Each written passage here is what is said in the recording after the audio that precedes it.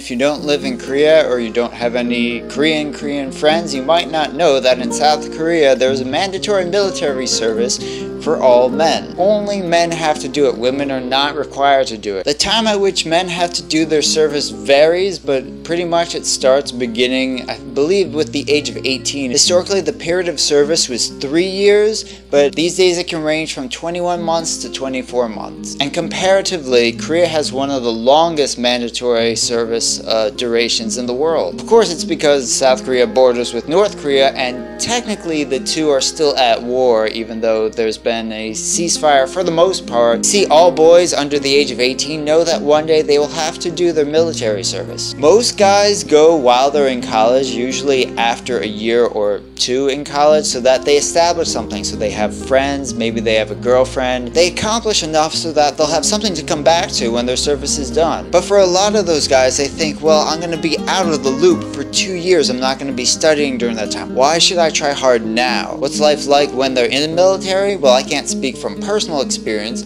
but I can say from what I've heard that it ranges from not so bad to horrible. I've talked before in other videos about how age and status play a major role in Korean society. Nowhere else is this as significant as in the military. Your superiors in the military can and do and will give you orders and boss you around. There's very little privacy, there's a whole lot of smoking. A lot of people in Korea like to say, and I personally think this is unfair, that military service is when boys become men. But it isn't really fair. It's up to the individual what they want to get out of their experience. Everyone I know comes out pretty much the same. Some of them I know actually became better people as a result. One guy I knew going in, his English was not very good. He had a lot of free time and spent 2 years studying English really hard. When he came out, he was pretty good. I knew one guy who was always late for appointments and smoked a lot before going to the army. After he got out, he was always on time. He started reading so much, he gave up smoking. So some people do benefit, or at least they make the most of their time there to improve who they are. There are some exceptions when it comes to doing military service. You gotta get a physical examination before you go, and if you're lacking in one of many aspects, like let's say your eyesight's not good enough, or you have trouble running, or your back is bad, you don't have to serve in the military, but you might be given other kinds of service to do within that time frame.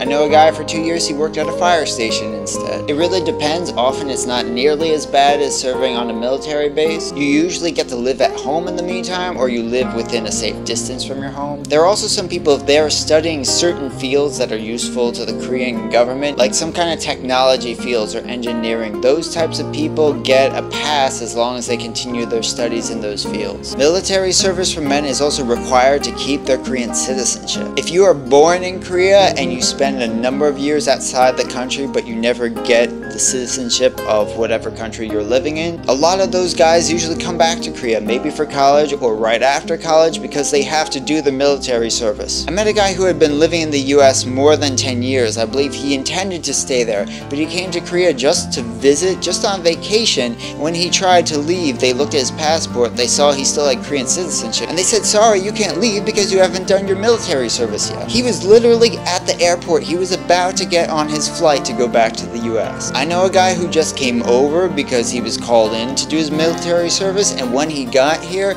they told him that they had no more room for him and he would just have to wait. I don't know whether or not he's allowed to even leave Korea, but he doesn't have any income here right now, so he's looking for a job. After military service, it's not that bad. People have to do reserve training. Given that it's only 3 days and not a continuous 2 years, they don't complain that much. Is all this training and enlistment really necessary to protect South Korea? Because of a lot of skirmishes that went on in the past couple years, the government said that they're not going to reduce the service time. So while it's not a very popularized aspect of Korean society, it's a major part of Korean society, and I sympathize for those who have to go through it.